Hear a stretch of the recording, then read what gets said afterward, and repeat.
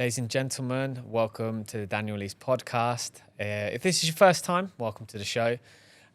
You're in for an absolute belter, especially if you like Formula One cars and all that type of stuff. So, and if you're a repeat listener, thanks for coming back. But obviously, you know the drill. If you haven't already, hit the subscribe button because I can't get people on like this week's guest if it's not for you subscribing, liking the channel, giving us 5-star ratings. So all I ask in return is you do that for me and get ready for an amazing episode.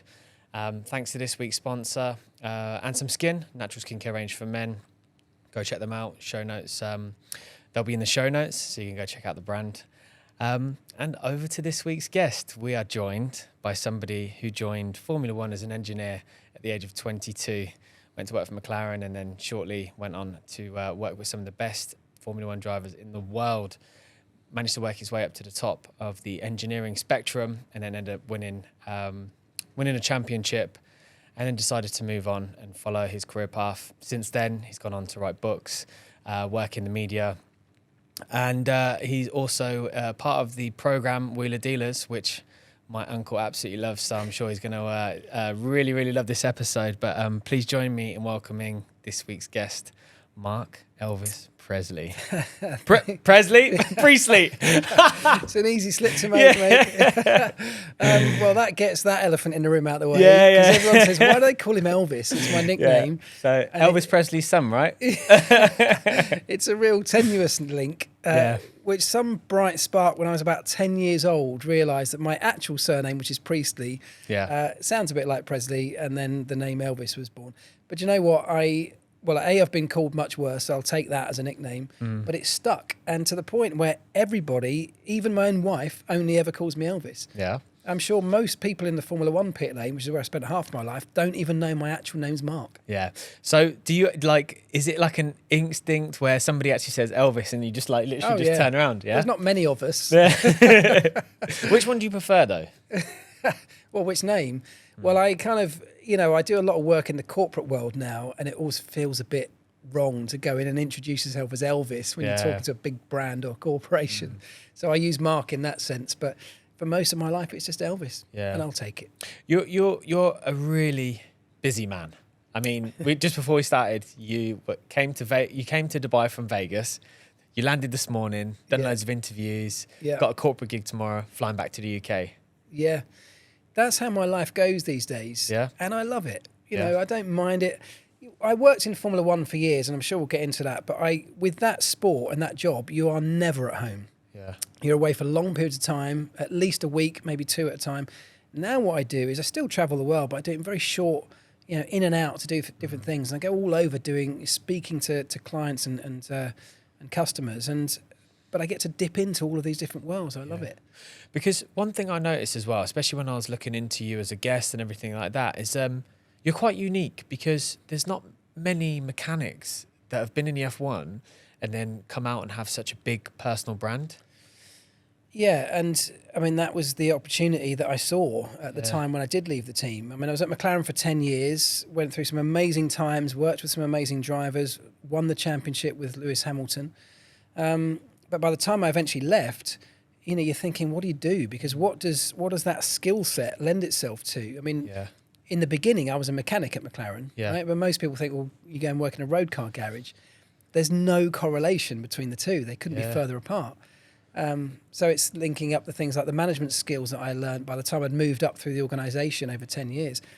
And I now apply all that stuff to the corporate world and to the personal development and human performance world. Yeah, nice.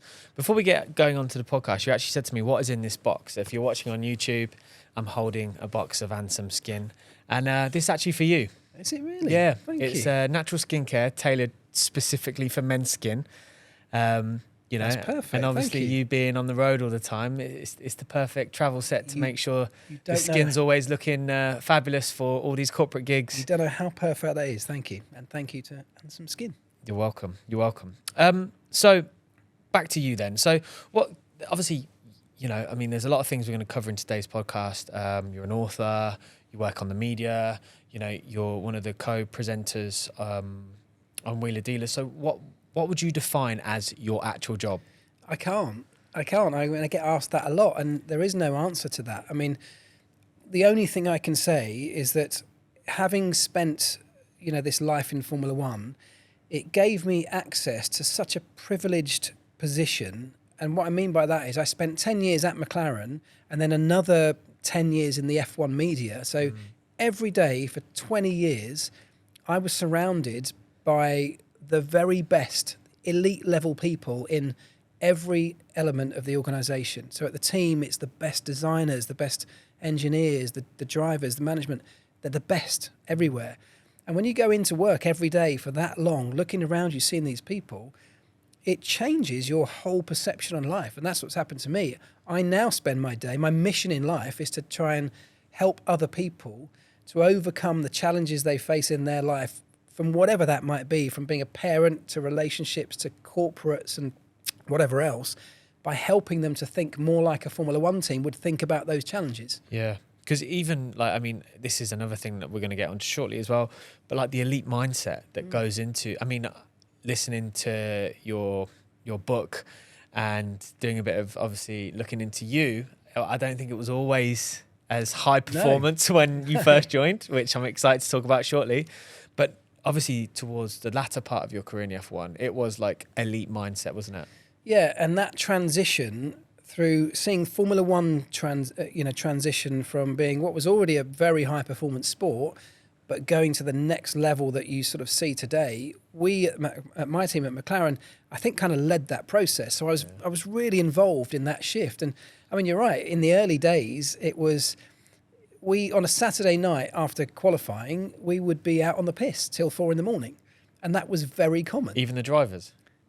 Not necessarily the drivers. One or two definitely like to drink or two, but maybe not the night before a race. But we'd commonly come in at 4 a.m, then go to work on a Sunday and be doing pit stops in front of the world. That was the norm.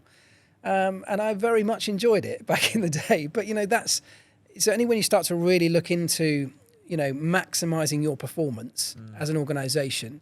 We were a very technical organisation. I mean, Formula One teams are tech companies. Yeah. You spend all of your time and resource on building this car, then developing it, trying to make it go more quickly.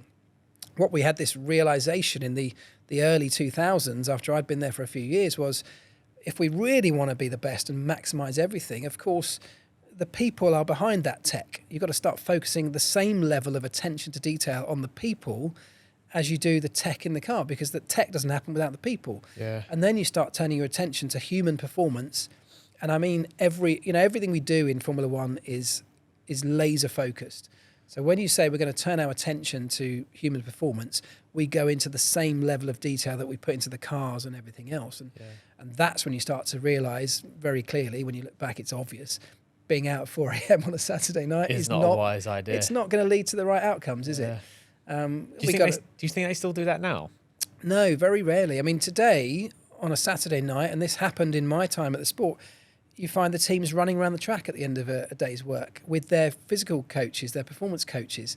It's a part of a training program to be ready for pit stops the next day. Wow. It's not to say no one goes out and enjoys themselves. They do, but they've always got a mind on performance. Interesting. So before we dive deep, I really like to get to know our guests from a young age, because forget you worked in the F1. You're obviously an extremely hard worker, and that has to come from somewhere. So I always like to kind of strip back the individual from younger years. And also, I actually loved the story from the book about when you were younger and how you discovered F1. So I want to, there's a lot of listeners that wouldn't have heard of who you are and your story and stuff. So take us back to the younger years, kind of what was the family dynamics like?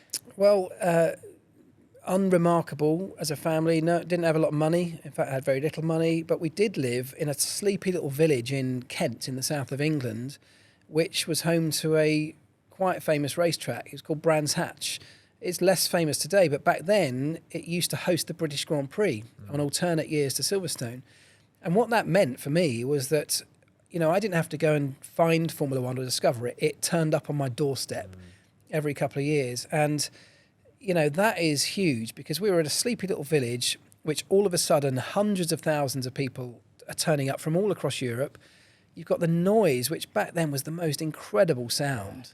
And that reverberates for miles and miles and miles. I mean, nowadays the engines are quite loud, but back then it was. Oh, yeah. I remember because I obviously, as we discussed before we came on camera, I'm from Northampton, around the corner from Silverstone. You go outside, it was like deafening sounds, like you couldn't hear afterwards. And also such a captivating. Like if you heard that today, everyone would be stopping, thinking, "What on earth is that?" Yeah. It's like a rocket taking off. It's you rarely hear such a sound.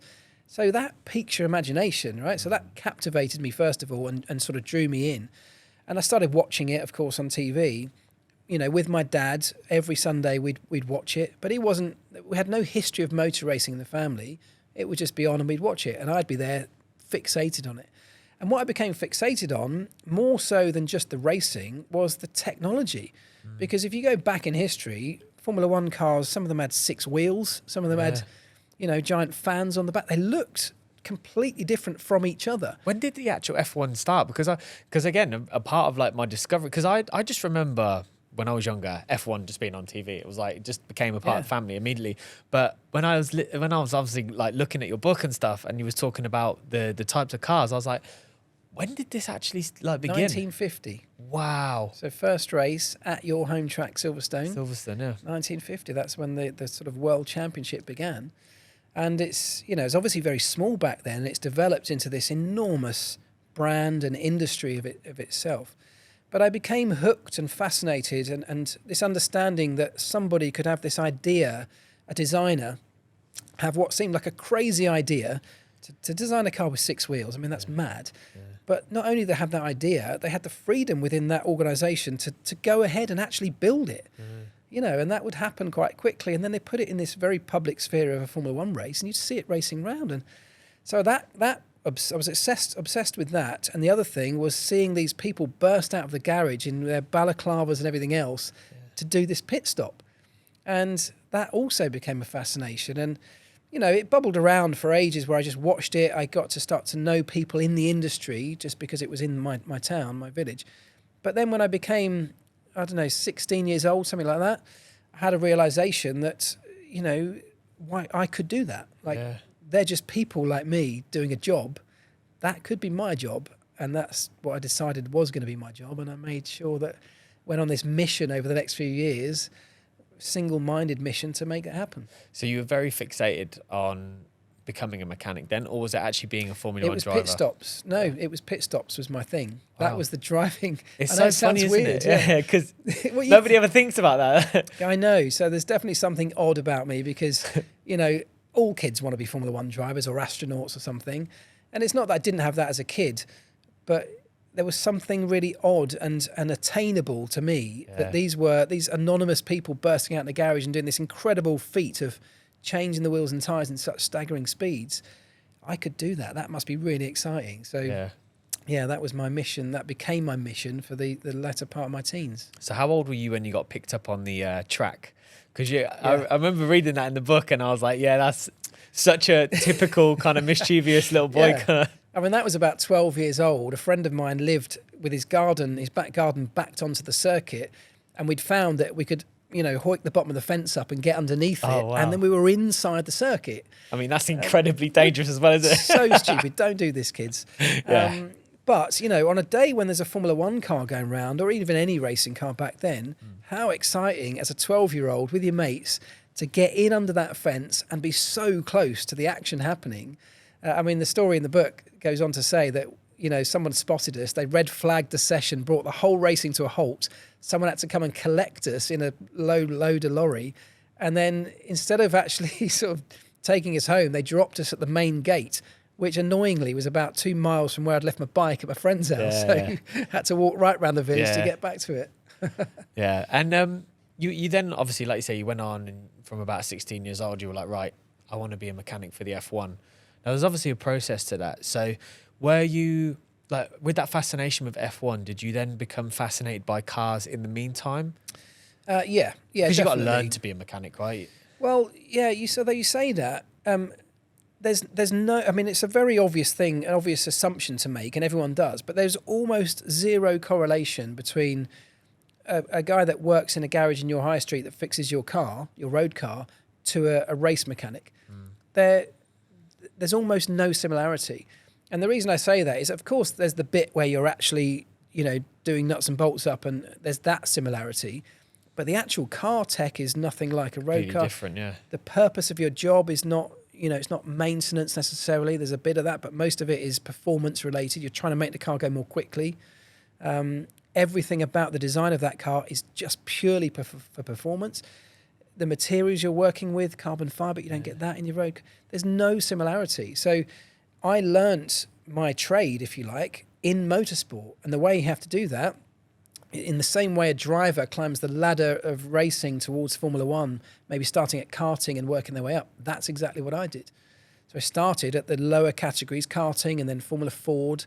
There was Formula 3 back then, which was different to the way it is now, Formula 3000, and then Formula One. Yeah. So I'm climbing my way up the ladder, all the time writing to the Formula One teams, but all the time getting race mechanic and race engineering experience, which was the crucial bit. See, that's fascinating, because I would just put two and two together and was like, well, he must be really good with cars and that. But that's quite fascinating. So most of the guys that work in the F1, I mean, this might change now, but at those days wouldn't be able to work on like everyday cars with knowledge. Not. It's not that they wouldn't be able to. I mean, I'm very capable with a car. I mean, I do a show about it now, but that's because of my own spare time. I've tinkered with my own cars. I've never worked in a road car garage, and I think you'd be amazed to find anybody in Formula One who's ever worked in a road car garage. Yeah, interesting. Yeah, so different worlds.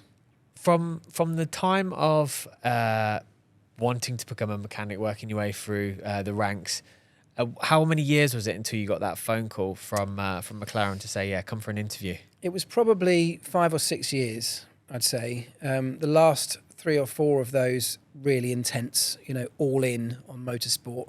But I started off in the beginning, started doing work experience, offering my services to anybody in and around the circuit that would let me anywhere near a race car or a racetrack. But then you start to get into proper motor racing, which is as I said, the drivers that I was working with when I was learning, we followed the same path. Jenson Button was following exactly the same path as me and ended up in Formula One at the same time as me. So these, I'm learning my trade, he's learning his in exactly the same place. We're both rising up the categories, and we both end up in Formula One, and that's not an uncommon story. Yeah, and when you actually got that call though, and you went to go and see McLaren, talk us through the nerves. Like, were you quite calm about it? Or were you actually? No. I mean, look, I dreamt of this for so long. I remember, to give a bit of context, I wrote to and it was writing back then because there was no email. Yeah, no text messages, no calls. It was writing letters to every Formula One team every few weeks. I must have written hundreds. Well, I know I've written hundreds of letters because I've got all the rejections that came back still at home. Wow! So they actually all used to reply. Yeah, most of them wrote back, and it was a repeated process. So they would write back to me saying, thanks very much. You haven't got enough experience in this area, whatever. We'll keep you on file. Blah blah blah. But there's nothing for you at the moment. And I'd get those back all the time. Typically, then I'd write back going, you said I haven't got enough experience in this area. Can you give me an idea of what experience I do need? And sometimes they'd write back. Sometimes you never hear from them again. Yeah. And then I'd go away and try and get that experience. And then I'd write back to them saying, right, I've done this, which ticks that box you said I didn't have. And it was a constant game. But I was so passionate about it and relentless that these hundreds and hundreds of letters, and as I said, the rejection letters I've got at home with the one that was not a rejection on top. And I use it I show my kids, it winds them up. Did you keep the whole collection? Oh, yeah, I've got them all. Oh, amazing. And, every now and again, when my kids have got friends around, I'll drag it out and give them the lesson. Yeah. They're like, oh, not now, Dad, not again. How old are your children? Well, I've got 2 grown-up ones who are in their 20s now and just gone through uni. But then we thought we'd have one more and got twins. Oh, so wow. They're 13. Oh, wow. So quite a big gap. Yeah, and actually my 13-year-old boy, the twins are a boy and girl, he's the first out of all 4 that have any interest in Formula One or cars. Wow. Yeah. So the guys just naturally didn't? No clue, no interest at all. Have they ever been to an F1 race? Yeah, my eldest son came with me, and he sort of likes it, but he's not. Could take it or leave it. Yeah. Whereas my youngest lad is just showing something. In fact, last week he said he wants to work in F1, which is one of those moments where like, oh, well, okay, that's going to help you out. Yeah, you could be a driver though. Yeah. But typically, I wasn't even going to go down this route. But if your son wanted to be an F1 driver, At what age would he really have to start learning how to drive? Probably earlier than, I was he's gonna say, 13 now. He's because a lot of them started like 8, 9 years old driving go-karts. Yeah, you need to really be starting in karts. The one caveat I would say is that things are changing and there is an alternate path. Formula One is notoriously expensive to get into. Yeah. Racing generally, that's one good thing about the other three kids not having any interest, because it would have cost me an absolute fortune to put them all through karting. Yeah. But there is an alternate path now, which is using things like gaming and simulators, and it's a very real path, not necessarily straight into Formula One, but into motorsport. There's a movie about it. You can pro gamers, and the simulation tools that even Formula One teams use are so realistic. There's a lot of those skills will transfer into a real car. So there's more than one route in. Yeah. So you finally got a crack to go and work for McLaren, and at this time you were 22 years old. Yeah. Yeah. So how did that feel? Because I'm just picturing this as in emotions, as if it's myself, because you get nervous, you get the interview, you go to the interview, you get the job. When you get the job, it's like, oh my God, now I'm around all these, because at the time, like you're working for superstars. These people at that time are famous, right? 100%. And there was two moments that stood out. The interview in itself meant I got to go into the McLaren factory, and that if I died the next day, I'd have been quite happy, because I finally got to go into an F1 factory, which was mind-blowing, by the way. The attention to detail in everything they did was incredible. So that was a big moment. Then you get the moment where the phone call comes, and it was months later, but the phone call came to say, right, you've got the job. That was like the best day of my life. And then the next big moment, I remember being in the race garage at my first event and wearing the McLaren gear, looking around me as if I'm in a movie, because that's the scene that I've watched on my TV for years, and I'm now in it. Yeah. And that was an incredible moment. And it was incredible for all those reasons, but also it took me quite a long time to get there. A lot of people would have given up a long way earlier than I did. For all of those reasons, it was amazing. Yeah, I think it's a good thing. You just going back to the keeping the letters for your kids, because children nowadays will never know what it was like. Once upon a time we used to handwrite CVs. It's not like everything has changed in such a fast-paced dynamic now that, can you imagine? Like anyone sending more than 2 emails if they didn't get a response straight away. And it drives me mad. And that's exactly why I keep the letters. And this is part of what I said at the beginning. My mission in life is I think that every challenge we face, every parenting challenge, whatever, I think you can go back, or I can go back to an F1 example and say, right, look at it like this. And for that, I would say, there's my example. Here's the evidence of it. Don't give up. There's going to come a point when, if 100 people are going for a job and they all write letters and they all get rejections, 50% are going to give up. And then a few more will keep going. And then another 20% are going to give up. You need to be the guy that is hanging on to the very dear end, because if nothing else, it puts you in a really great position. Yeah, definitely. 100%. Even if we go to the stats of podcasts, the amount of people that have started podcasts and never even make it to 50 episodes. True. And having obviously never worked in the F1, but worked in pretty high level corporate world environments. The principles of success, I think, whilst technology changes around us every day, the fundamentals are still the same. You cannot replace hard work. Yeah, it's so true. And one example I often like to give is Lewis Hamilton, right? I was lucky enough to work with Lewis when he first came into Formula One. We took him to his first world championship, which was amazing. He's now gone on to become statistically the greatest driver that's ever graced this sport. And I can look back at how he was back then now, obviously with the benefit of hindsight, and I can connect all these dots and go, well, of course he is. I didn't see it back then, but I can look at his behaviours and his hard work ethic and his curiosity to learn and all of these things. Of course, that's why he's ended up being so successful. Yeah. And I think everyone's got a story like that. Yeah. So when you go into this environment then, so you work in a place where you've always admired, but then obviously you spend a few weeks, months. How were you able to stay humble, even though you're surrounded in these experiences? I mean, there's some fascinating stories that you talk about, which is like, you'd never think of like real life stuff to ever happen. Like a normal person's life wouldn't be able to kind of experience these types of things. So how were you able to kind of stay level headed and kind of like making sure that you're still performing as you should be? I think there's part of that is probably a bit of my nature. There's probably, you know, I think I am generally quite a sort of humble person. I've never been a show off.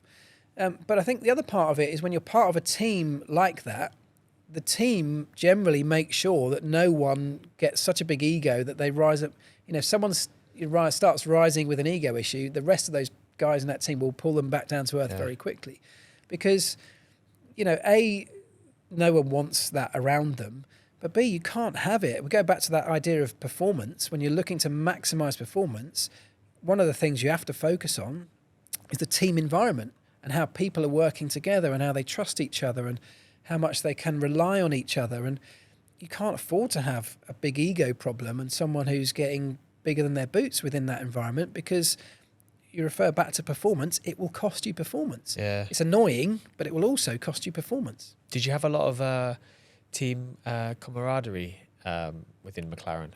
Yeah, huge. It was huge. And it was, you know, since I've left McLaren and we went through this whole idea of analysing human performance in every aspect, which is what we did, drilling down into the finest details, I've carried that on since I left the team. They were such fascinating topics to me. I've started to analyse, and of course it's now relevant to all the things I do in the corporate world. I analyse, you know, things like team structures, team environments, the practices and behaviours that lead to good outcomes, plus the ones that lead to poorer outcomes. And one of the things that you realise is that when you're in a team environment, you have to have some way of bonding together. If you're not bonded together, you can't trust each other 100%. You can't rely on each other. You can't ask somebody to go above and beyond what they might normally do unless you've got this real bond. Yeah. And the bond comes from going through experiences together. It can be good or bad. You know, think about the military. They go through this experience quite often that not very many other people go through, and it pulls them together so tightly. Yeah. And it's kind of similar to a Formula One team. I'm not saying it's anything, you know, related to the life and death situations of the military, but we go through situations both sort of on track and our up and down roller coaster of the competitive environment, but also the living a life that you just touched on, where it's an abnormal life, right? You're never at home. You're living with these people, traveling the world constantly. And because you're living a life that very few other people have ever experienced, no one else is going to get you like these people around you do. And it bonds you together. Yeah. So you had a really good relationship with the guys you worked with, yeah? Yeah.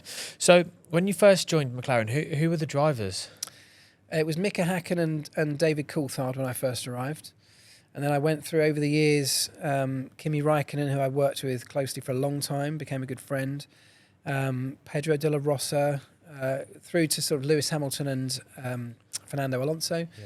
And a few others in between. But, you know, I was very lucky because that was an amazing set of, you know, people to work with, and periods of time to work through. I mean, David Coulthard, for example, he's one of the kind of like, you know, famous British drivers, isn't he? Yeah. You know, I remember him from a young boy, like watching it.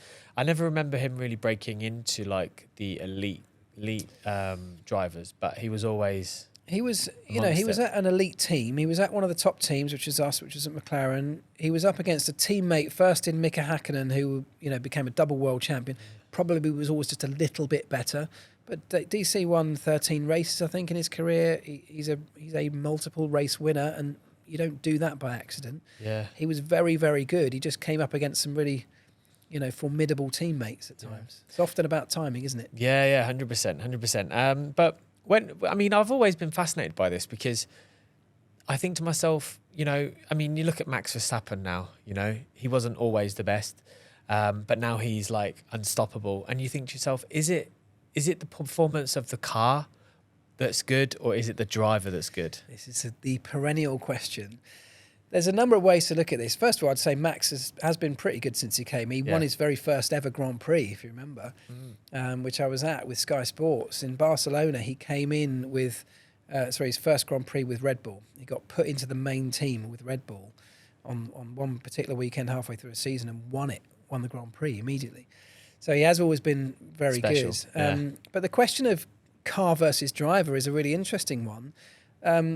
There's no obvious answer to this, but I had a perspective from listening to a friend of mine who used to run the Jaguar Formula One team back in the day. He was a team principal, and he went on to work with British Cycling. Yeah. And I asked him a similar question in an interview, and he said, look, the way I see this, having compared the two sports and worked at the very elite level of both, is that cycling is 90% the rider, 10% the bike. He said Formula One's the opposite way round. So it's 90% the technology that you're sat behind the wheel of, but that 10% of the driver is enough that without that 10%, you will not become, it's all so close at the top of Formula One, you will not become world champion. Yeah. And you can look at Sergio Perez, Max Verstappen's teammate. He's got exactly the same technology underneath him. He's got the 90%. And yet the 10% is missing from one side of that garage. the cars are exactly the same. Between two drivers, yeah. I mean, what will happen is over the race weekend, they will go out, they'll drive it, they'll get a feeling of what they want. They might tweak some settings, but the technology is the same. Wow. Yeah.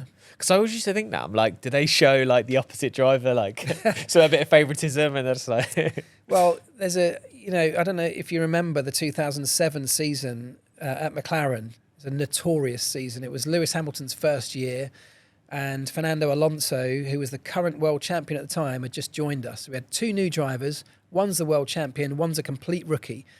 And I don't know how much of this you know, but the story goes that they started off, of course, everyone assumes Fernando, as the world champion, is going to lead the team. Lewis is going to learn the ropes, right? And very quickly, it becomes clear Lewis is this very special talent. We've got a great car. And on occasions, Lewis is as quick. On some days, he's even quicker than the world champion. That goes against the script that everyone had in their mind. It's never written anywhere, never even verbalised. But everyone's obviously thinking the current world champion is going to walk this season. Yeah. Lewis starts, putting a real fight on the table, and it upset Fernando, or the two drivers fell out massively. And the upshot of it, to bring the story to a close, is that we cost ourselves the world championship that year by having two drivers and their teams of people around the two drivers so divided, fighting against each other. We weren't one team, we were two little teams. And the reason I said that story is that the point behind that is what came out of the analysis of that disastrous year was that the best way to deal with that kind of scenario is to be so open and transparent about what each driver has, what opportunities they have in terms of strategy, but also the car. We're not going to give one driver a brand new front wing if there's only one. We're going to wait till there's two so they can both have them. Because the moment you start to get in any team, this probably applies, one side of the team or one person thinking there's a bit of bias or something's not fair, it'll very quickly destroy itself. And that's where it goes back to that whole thing I talked about earlier with trust and a bond.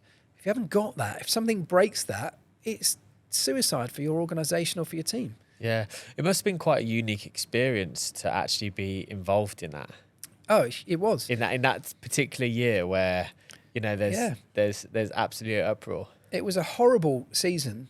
It should have been the finest season of our lives because we had everything. We had the two best drivers, we had a great car, all the finance and resource, everything there to walk away with the championships, and we destroyed our chances purely internally. That's a horrible situation to be in, and we had to face up to that. But it was also probably one of the most valuable lessons I ever learned in my career. And by that point, I was in a leadership role within the organisation, and one of my jobs was to analyse what had happened, where did we go wrong, and what can we do about it in the garage. And by going through that process and being really honest, which was hard because we'd all messed up in all different ways, we started to put a plan in place, and 12 months later, we won the world title with Lewis Hamilton. Yeah. And I don't believe we'd have won that if we hadn't gone through the pain and the misery of failing so publicly the year before. Was Alonso still part of the team then?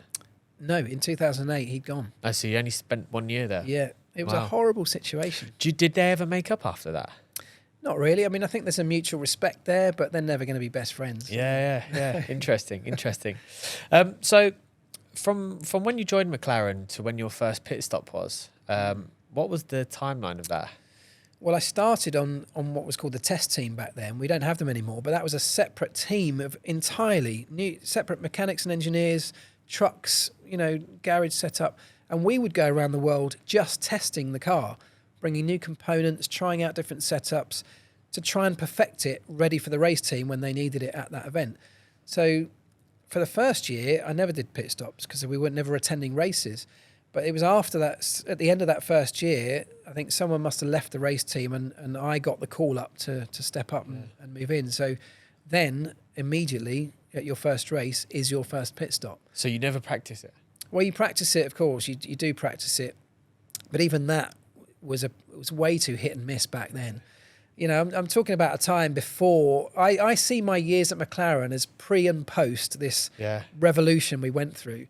And my first pit stop, it was absolute luck that it went okay. Yeah. I mean, there was no mechanism to make me ready for it. The training, we trained kind of once a week, with a few pit stops in the pit lane. That must have been so nerve-wracking. Oh my goodness, you wouldn't believe. And then, you go out on the piss on a Saturday night. Yeah. So there's every opportunity for it to go wrong. Yeah. I mean, luckily, my bit in that first pit stop went well. But, I mean, actually, my first pit stop, on my first day at a Formula One Grand Prix, the pit stop was a disaster. The story's in the book, but the pit stop was a disaster because Kimi had gone off and broken his front wing. And that was my job to replace the front wing. But a piece of gravel had gone and got stuck down his back. And it was so tightly strapped in, it was too painful to carry on, and he can't reach to get it out.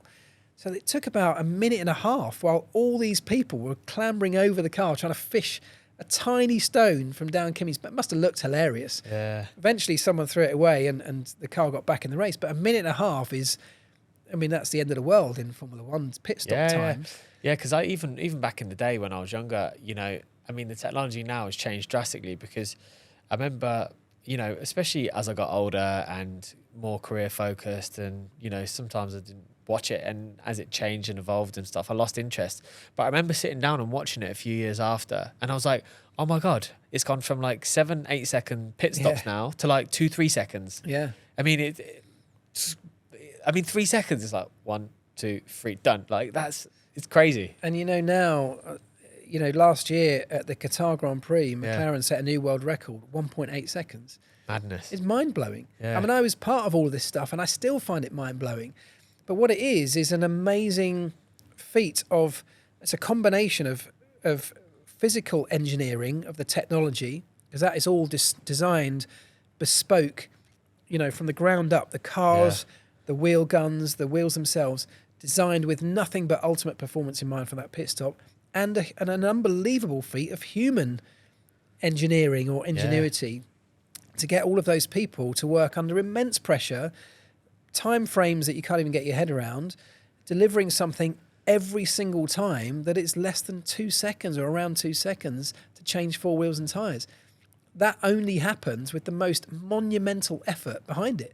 And a pit stop that you watch on telly on a Sunday is like the tip of a very big iceberg. Yeah. There's so much that goes behind it. That's not a pit stop. It's the months and months of preparation, prep and everything that went into that made it a 2 second pit stop. Not that bit. Yeah. So at what point did you realise, I know that you'd always wanted to do this from a young age, but at what point did you realise that you could kind of like climb the ladder within that world? I think quite quickly, as I said, my first career progression, if you like, within the team came less than 12 months after joining, where I got moved to the race team. Some people go for years without ever getting to the race team. There's obviously a huge amount of luck involved in that, the timing of somebody leaving. But also, I hope I'd put myself in a good position through what I had done in my first year, on the test team. And as soon as you start to move up, I think I wanted more. I always wanted more. And I think that's been the case in my life anyway, so it probably wasn't specific to Formula One, but immediately I start looking for where's next, what I can do next, where can I move up, how can I influence this, it's one of the world's biggest sporting events, and I've got an opportunity, initially through pit stops, but later through management and leadership, to start influencing the outcome of one of the world's biggest sporting events. Nobody gets that opportunity. I was obsessed by that and fascinated by the fact that little old me could change the outcome potentially of something that random people will be talking about in the pub or around the water cooler the next day. The newspapers will be writing about. I mean, what an amazing opportunity. That's the way I saw it. Yeah. So what strategies did you put in place then to make sure that you could actually climb that ladder? The biggest one was, I mean, I was always trying to be good at my job, but the biggest one was looking for ways to improve, not just my bit, but the company. Yeah. And I did that all the way through, and that was unusual. I mean, I went to senior management, the Ron Dennises of this world, and Martin Whitmarsh, who led the team for a while. I went to them, which no one did, and I was terrified doing it, but I made an appointment to go and see Ron to tell him that there were loads of things wrong at our level of the organisation. I didn't know how he was going to react to that. But in my mind, I thought, well, whether or not he reacts well, I want to do my bit to try and make this whole thing better. I was seeing a lot of people in the organisation that weren't necessarily happy, that moaned a lot. Yeah. And this was my dream job. I couldn't even think of moaning about it. So rather than moan, because there were a lot of things that were wrong, rather than moan, I wanted to do something about it. Yeah, what can you do right? And that must have been received quite well, because I think any good leader recognises that. It was a turning point in my career because, I mean, Martin Whitmarsh, so I went to see Ron, then Ron stepped back in the organisation around that time, and Martin Whitmarsh became the team principal. So he stepped up into Ron's role. So that sort of conversation ended up happening more with Martin. Martin, hugely senior figure, but was so appreciative of me saying these things that, he said things to me like, he asked me, what can we do for you? What can the company, where do you want to end up? And he was asking me these kind of questions, and we were having conversations about 5 years from now where I might be, and that was hugely exciting for me, but it was also probably in my head just an even bigger opportunity to shift this whole thing in the right direction. Yeah, because that's something that really I think is very valuable, and especially in the corporate world as well. Like anything that you do, because I watched it where you've got people that will either like hit it like face on, or you got people that will just brush stuff under the carpet, keep it like that, like you say, moan about their role, not doing anything. I mean, I've even had people say to me before, like, oh, that's above my pay grade. Yeah. But that comes down to, and this is again partly what I'd go and talk to companies about today, that comes down to the environment you create in your company. Yeah. I mean, I broke the mold in going to see Ron and Martin, and the reason most people didn't was they weren't very approachable. There was no mechanism in the organisation for that to happen. No one did it, so why would you? Because that's terrifying, and they might sack you, was probably the thought for a lot of people. And I thought, well, I'd rather just say it, because I thought he would react exactly the way he did, and that's exactly what played out. But what led on from that conversation, because he put me into a more senior role, I started to move up in leadership positions. And as a part of that, I began to change all the things at my level that I thought were wrong. And part of that was creating a structure and an environment where people start to feel comfortable in putting their opinions forward, even if they're not really supportive of the way we're doing things. Yeah. I always want someone to come along with an idea of how we might change it. Don't just come and tell me it's terrible. Tell me it's terrible, but I've had an idea of what I think how we can make it better, which is what I tried to do, and how I then started to lead the teams that I led as I moved through the organisation. Do you think that you were just a natural leader though, or was it something was there a mentor around that you were learning from? Lots of mentors, as in people within the team. Not an official. There was no official capacity like that. But Ron was an inspirational leader. Ron Dennis. Later, midway through my career at McLaren, we had a doctor. We brought in a team doctor who really helped to shape this idea of human performance. In fact, that idea of human performance as a performance marker for your eventual output, which for us is the race, something we hadn't looked at before. I was obsessed and captivated by that idea that we had so much scope for improvement because we hadn't looked at human performance at all. Yeah. We looked at technical performance all the time. So that was an area for me that fascinated me. And so I saw that as an opportunity to really make a huge difference in this organisation. And it's, as I said, it's something I've carried on for years since leaving, still looking at human performance in my own life and people around me and companies. My podcast looks at it from an individual perspective in the same way. So those little moments not just changed things around the company, but changed my life forevermore. Yeah. So, I mean, you got an impressive CV of drivers you've worked with. Mclaren, I've got here. You can correct me if I'm wrong, but I've got Fernando Alonso, Kimi Raikkonen, Jenson Button, David Coulthard, Lewis Hamilton. Any more in there? Heikki Kovalainen, Pedro de la Rosa, Alex Wirtz. Well, there were a few others that didn't stay around for too long, but those are the biggest names. I never worked with Jenson at McLaren, but in the earlier categories. Who was your favourite person to work with? Well, I had the most fun with Kimi. Yeah. Kimi was a party animal. Are you still friends today? Well, we are, although we rarely ever see each other because you'll never find him at a racetrack anymore. He's out of the sport and he's off now doing his own thing, and I have total respect for that. Whereas a lot of the other drivers, the Nico Rosbergs of this world, they're at the racetrack every week because they've taken on a career in the media or whatever. Yeah. Kimi's never going to be that guy. If he ever comes back to a racetrack, it might be because his son's racing or his daughter, but it won't be because he's got any interest in hanging around in the sport. But he was great fun. We became great friends and built a brilliant relationship both at work and socially. Lewis was somebody I learnt a huge amount from. I mean, in fact, Fernando as well. But Lewis, because of what he's gone on to do and the scale of his career achievements, I look at some of the things that I've worked with Lewis and learnt from him, and I still work with him now in a media capacity. I still learn from him. He's an inspiration, I think, not just behind the wheel, but in terms of his leadership, in terms of the way he's trying to leave a legacy behind in this sport. He's trying to change this sport, not just his bit behind the wheel, but the sport itself. Yeah. And I have total respect for that. I mean, there's stuff that will happen that we don't really know too much about. So what are the things that he is doing to really change the sport? Well, he's doing a huge amount of work in the sort of areas of diversity and inclusivity. He's developed his own foundation with a specific interest in that. He's trying to give opportunities to people. I mean, Formula One's an elite sport and it has been across the board. From a driver perspective, we still never had a female driver in Formula One. His foundation is helping to enable those kind of things happen. Drivers from minority backgrounds, he's still the only black Formula One driver to ever race in this sport. Crazy, isn't it? Isn't it? But you look up and down the pit lane, it's hugely male-dominated. Probably, what it is, hugely white male-dominated. And that's changing, and it's changing largely because of Lewis. Because Lewis is one of very few people that is driving it. And that is putting his money where his mouth is. He's created the foundation, which is spending money in these areas.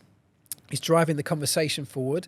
And at his own team, Mercedes, he has made them, forced them almost, to start doing the same sort of things. And it's people like that, changed leaders that really have an impact. And his legacy will be way bigger than just his achievements on track. Yeah. He's a 7-time world champion. That story's not finished yet, but whatever he ends up achieving in terms of the numbers, his legacy will be far greater. Yeah, we've got a season upon us. So who's your call for the winner this year? Oh, it's got to be Max. Yeah. I mean, Max is so far ahead this year. You'd be crazy to bet against him winning the championship. He's got the right car. That 10%, 90%, he's got it all. He's got the 10% and he's got the 90% of the best car. I can't see anybody challenge him this year. But beyond that, it's going to be really interesting. Lewis moves to Ferrari. Yeah, that's a huge bold story. Move, yeah, massive. But everybody's asking why? Why is he doing it? Why is he doing it now? And I think there's so many elements to it. One is there's a romanticism in Formula One of driving for Ferrari. As a driver, they are the team with the longest standing history. You think of a racing car, it's probably a red one. When you, as a kid, think of a racing car, it's going to be red. Yeah. Right. That's the brand power that Ferrari have. But also, they are on the way back up. They are at the moment the second fastest team to Red Bull and Max Verstappen. Yet they haven't won a championship since 2007 with Kimi Raikkonen, despite having almost endless resources for a lot of that time. Some great drivers, great cars, but they've never managed to make it work. Imagine if Lewis is the guy towards the tail end of his career, this fairy tale story comes into Ferrari, and if he brings them the championship, I mean, he'll get the keys to Italy. Yeah. He will. What a story that will be. Yeah, 100%. And I can see it happening.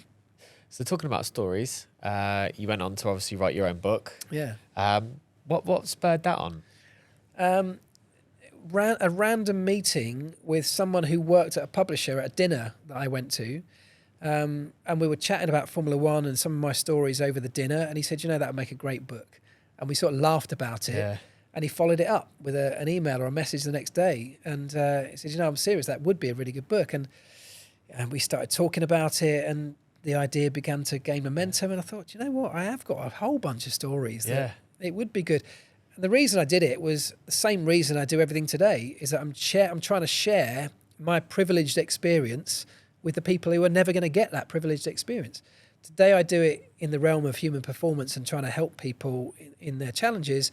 Back then it was a bit more about just sharing some of the incredible tales that I went through, that life that I lived, which was an insane life at times. At 22 years old, doing the things and seeing the things that I've seen needs to be written down somewhere. Yeah. So were you able to recall pretty much all memories? Because especially if you're drinking all the time, there must have been some memories you just forgot about. Oh yeah, we weren't drinking all the time. There were a few things where I had to call people up and say, "Do you remember this night?" And invariably they couldn't. But one thing that really helped me was I kept a diary. Oh wow. Yeah, so that was fascinating because I'd kept a diary and just chucked it in a box. And I remembered I'd kept the diary and dug it out. And my goodness, some of the things that must have been. I've kept a diary ever since. Yeah. I still do it every single day. And it's fascinating because I was going through my diary, and a lot of what I wrote in my diary was how I felt on these particular days, what my emotions were. And then you go back and you sort of cross-reference how you were feeling with the results of the day or the storylines of the day, the news reports of that particular weekend. And you go, my God, that all makes sense. I can see why there's a picture that forms it. So that became a really important part of how I was able to write the book, was digging back through the diary. Did you ever have any moments in that diary of like bad days or days where you just wanted to quit it all? And there's a lot of swearing in my diary. Yeah. Because I did. And you don't seem like a person to swear. No, that's why I wrote it into a diary. I'm quite calm and measured in most of my general life. Yeah. But my version of a journal or a diary, the way I've always thought about this is for me, the results of the day, there's no point in me writing down, we finished first and second today. That's out there. I can always recall that. That's a documented fact. Results were never part of my thing. It was about the stuff that I'll never be able to find on the internet. And for me, that's, how did it make you feel? Yeah. You've been, there's things in my diary like, I've been away for 3 weeks now, missing the family, and it's getting me really down. We've been working crazy hours, and I'm really struggling, and those things are in there. And that forms part of this book. I mean, I didn't want to go into too much personal emotion, but there's a lot of it in there. But there's a whole side of that which the diary I wouldn't have been able to do without the diary. Yeah. So, I mean, have you ever thought about publishing a diary? Because that's quite interesting. I've never heard you speak about the diary. Well, so when I did it back in Formula One, I didn't do it consistently. Yeah. So there were large gaps. Today, I've now, and this again comes down to, I bring everything back to this idea of human performance, right? So today, I write a diary every single day. In the top corner of the page, I put a number out of 10, which is in a little circle, and that's my happiness score. Oh, wow. So I do that every single day, and then I'll write down either some things that have happened or some moments. I use it as a way to talk to myself, effectively. But then, I can go back and cross-reference that with things like I wear like health trackers and stuff, and how I'm sleeping and all this. So human nutrition, my sleep patterns, I can link all that to my happiness score, and it starts over time to form a really clear pattern of the things you do, your behaviours, and how you feel. Yeah. And once you start to understand that, you can tailor your behaviours to get a better feeling. How do you manage to do that when you're traveling so much though? Like, because that's, I mean, I've done a lot of traveling before with the work, and especially when things are busy without travel, it's like trying to actually fit in nutrition. Well, I have and this again has all come from Formula One, but I have a very clear, particularly a morning routine that doesn't matter where I am in the world, it won't change. Yeah. And that is getting up early, doing some exercise, write my journal. I do a set routine of exercise, strength training or whatever, or I go to the gym, make sure I drink water, and then I'll have my breakfast and get on with the day. So I try and follow a strict routine. There's no way that you can have, you can be perfect with any of this stuff. But the point is, you don't even have to be perfect.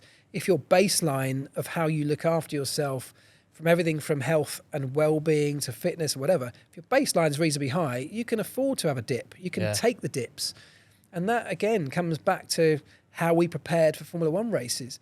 If everyone's fit and healthy generally, if that's your baseline, you can afford to get a cold. You probably won't get a cold, but you can afford to have a little bit of jet lag or whatever. Yeah.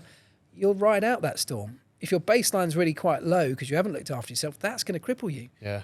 No, definitely, for sure. I mean, don't get me wrong. Sometimes if I do burn the candle at both ends, I will my body will be like, okay, you need to slow down a bit. But I don't ever usually get actually sick because my fundamentals are the same. Like even just before here, I was like, I knew today was going to be, a long day. So, but my nutrition is always on point. It never changes. It works. And exercise in the morning is it's like a must for me. One of my most favorite times, and I know people that listen to podcasts know I'm saying this all the time, but it's just one of my favorite parts of the day, and that is waking up in the morning, going downstairs. It's still dark outside. I know you don't get that privilege in the UK, but here you can sit in the garden, have a coffee, and the other day I was actually just looking at a satellite crossing the sky, and I'm exactly the same. It was one of the most rewarding feelings just to watch the world. I sometimes go to bed excited about waking up for that. Yeah. Genuinely I do, because and the reason I'm excited about it is I'm in control at that point of the day. And again, it's the things that we all explored in Formula One, and I've gone on to develop my own techniques since, but you can't ever be in control all of the time because life is out of control for a lot of it. So if you can take some of your day and get it under your control, particularly the beginning of it, sets you up in such a more positive way for the rest of it. And, when you're looking for a performance outcome, and that can be in any realm of your life, business or social, pleasure, whatever, if you're looking for a certain outcome, if you can have some control over the elements that go into creating that outcome, you've got a far better chance of getting the outcome you want. Yeah. If you're in a flat spin from the moment you wake up, you're late, you don't know what's happening, what your schedule is, you're running from appointment to appointment, trying to catch up constantly, the outcome is an absolute lottery. Whereas if you take control and you get up and you set your alarm, or you have some part of your day where you've totally decided, you've had an intentional decision on what that's going to look like, there's an element of control. And it all comes down, you work back from whatever outcome you want in any aspect of your life, and you look back at what behaviours, what things and decisions need to go into creating the outcome. You'll never be out of control of them all, but if you can control some, your chances are higher. Yeah, for sure. Obviously we spoke a bit about the book and stuff, but one question I wanted to go back to is, when you decided to leave F1, you was at the pinnacle of your career, you just won a championship. Why on earth did you decide to leave? A lot of people asked that, and I asked myself at the time. It was a very difficult decision, but I'd been in the team for 10 years, and I'd moved up the organisation, so I'd seen some career progression. There were still plenty of places I could have gone in the organisation. I could have still moved up. But the amount of travel at that time was so intense. Your whole life is F1, essentially. You've got to throw yourself all in anyway when you work for a Formula One team. You can't do it a bit. You've got to go all in. And that means you sacrifice every other aspect of what most people would consider normal life. The social side at home, your family, your friends, the going to barbecues and weddings and all that. That all goes because you are all in on trying to make this bloody racing car go more quickly around the racetrack. And you can only do that for so long, especially when I had, my youngest kids were getting to that point where, I wasn't seeing them enough. I was aware that I was missing huge, important chunks of their life. And I didn't want to see a future where, it's very easy to feel trapped in Formula One. You're well paid, you're well looked after. It's a huge adrenaline buzz, amazing place to be. Very easy to just stay there forever. And there's nothing wrong with that. Yeah. But I didn't want to be missing my kids' life forever. Yeah. So I had to and we just won the championship with Lewis, which is I thought if I'm ever going to go, this is a good point. We sort of tick the big box of winning the Holy Grail. That's the point where I think about it. Yeah, it's really interesting, isn't it? Because, you know, Stephen Bartlett talks a lot about this, and it's being the ability to being able to quit. It's like it's actually a good trait to have. Yeah. Like, enough is enough. I've ended on a high, and you do look at it sometimes actually, and you go, you know, let's say some footballers or any superstars that like go on way beyond their actual potential, they kind of like lose it a little bit, you know. It's like they get forgotten that they were actually a great champion once upon a time. And Formula One's littered with people like that. You know, I'm sure there's drivers that have stayed longer than they needed to or should have done, but even behind the scenes, there are a lot of people who just can't see a way out. Yeah. A lot of people moaning about the fact they're there, but they're still there every year because it's a unique sport and a unique industry. Your skill sets are very specific, you know, so it's not easily transferable necessarily into other industries. Some bits are, of course. You could be an IT director and you could go and work anywhere. You could be a finance director, same thing. But there's lots of jobs which are so specific to designing, building, operating a Formula One car that where do you go with that? Yeah. And people get trapped. And I had all of those internal conversations in my head because, as we touched on earlier, I don't want to, and B, I probably can't just go and work in a road car garage. I haven't been working on the tools for years anyway. So my skill set it took me some time to figure this out, but my skill set that I developed from Formula One was around things like leadership. It was around human performance. It was around, you know, trying to make this organisation work better. There were management skills. Yeah. So that's where I've ended up applying them.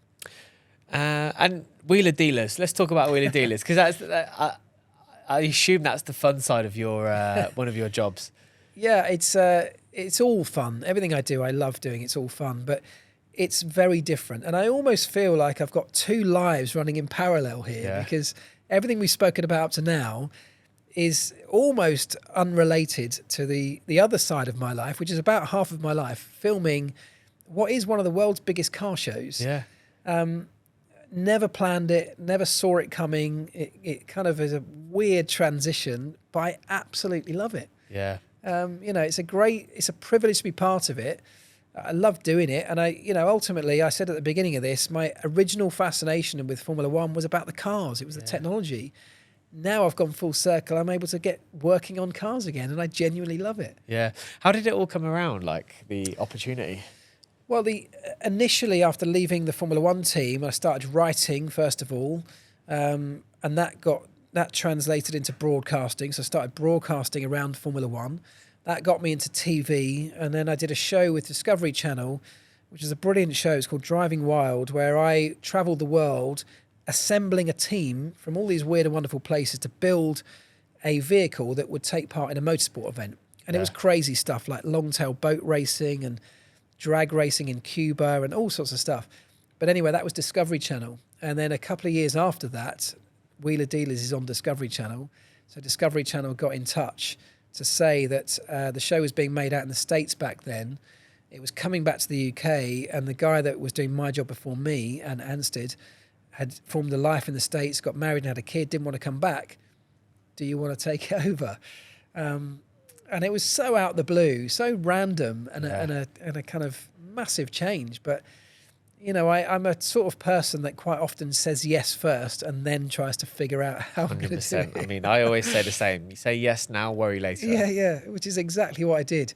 And it's, you know, that's another different type of pressure. I mean, I've worked in these high-pressure environments of a pit stop and all the rest of it. I'm now trying to fill the shoes of, you know, a show that's been running for 20 years, 200 million people watch it all over the world. Yeah. It's so established. And I know how cruel people can be online. Yeah. Do you really want to go and do this? But, you know, it was a challenge, and it was a great challenge. And I'm glad I took it on because I've been doing it now for about 5 years and I absolutely love it, like I say. Yeah, nice. So I mean, I could literally talk to you for hours about this and even more questions to go. But obviously, we are coming to the end of the episode. So I just want to fire off some quick fire questions. Okay. Just to get the just to see if we can uncover some stuff that we haven't already uncovered. Okay. So, favorite track to work at? There's two ways to look at this. one favourite track gives the best racing, so Spa in France, in Belgium rather, unbelievable racetrack. But the other way to look at it is which one gives you a good night out after you finish work. Spa's terrible for that, so Monaco for that one. Okay, nice.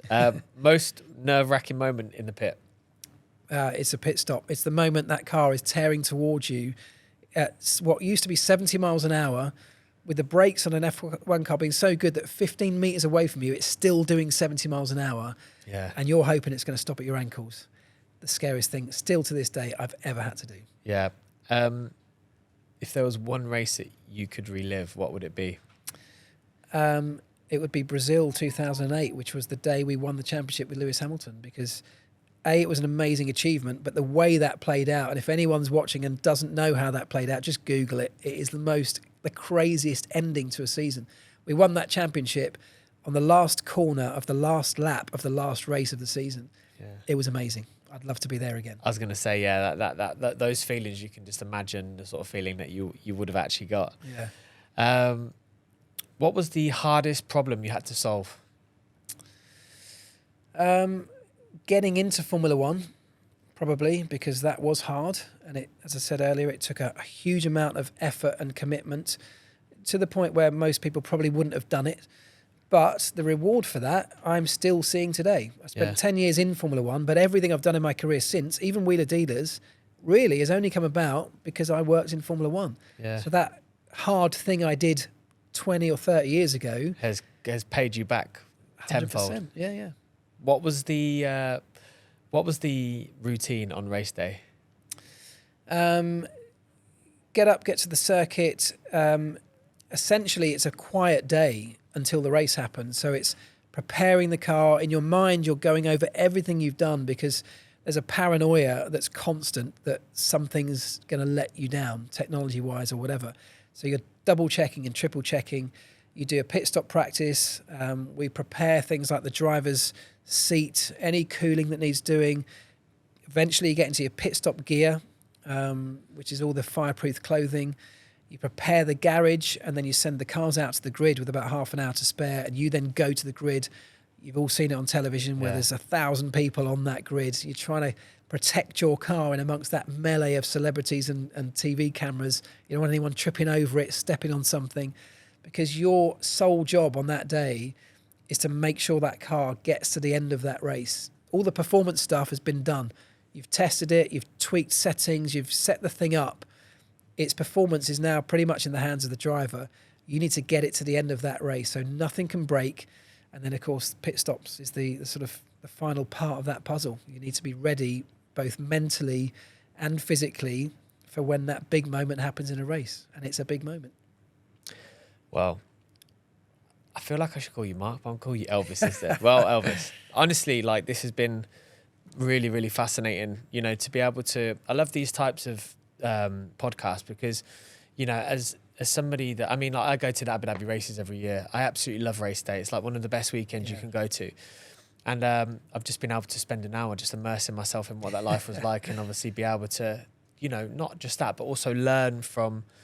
some of the positives you can actually take from it and take into like the real life scenario. So thank you very much for coming on to the show. Mate, it's been a pleasure, and I've enjoyed the conversation as well. For all those reasons, I love sharing this stuff. Not everybody is going to get the opportunity to experience what I've experienced. And so by sharing some of these stories, but particularly what people can take away from it, is a real honour. So thank you. So... another amazing episode in the bag. We're one step closer to 100 episodes. So you know what the drill is. One more time, if you could, if you loved that episode just as much as we did, just hit that follow, subscribe button, and you can obviously give us a 5-star rating if you really loved it as well. If you want to give us some feedback on the show, you can comment in the section in YouTube. We love to hear the feedback, and we love to interact with you guys. So we'd love to know what you thought about that episode. And until next time, we'll see you soon, and thank you very much for tuning in.